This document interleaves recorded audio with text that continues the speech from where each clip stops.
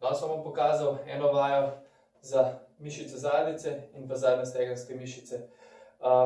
Predklon na eni nogi. Jaz bom vzel kettlebell, za to vajo lahko vzamete tudi utež, kolut, mogoče kakšno palico, ampak jaz si bom pomagal kar s tem.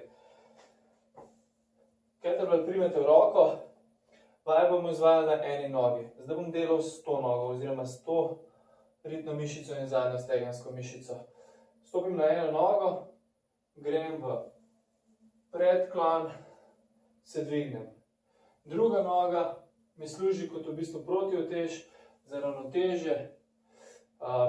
Delamo predvsem, tako kot sem rekel, z zadnjimi stegenskimi mišicami in pa z mišicami zadnjice. Tako da, ko greste dol, probate nazaj povleči, tako da aktivirate mišice zadnjice.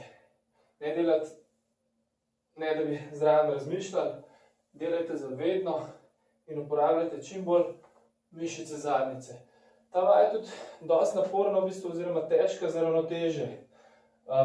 Na začetku boste mogoče več težav imeli z ravnotežjem, tako da dajte to vajo postopoma začeti, ampak zelo dobro je za mišice zadnjice in zadnje stegenske, tako da se jo kar poslužujete. Samo na začetku morate iti čez to krizo ravnotežje, pa bo pa zlaufali.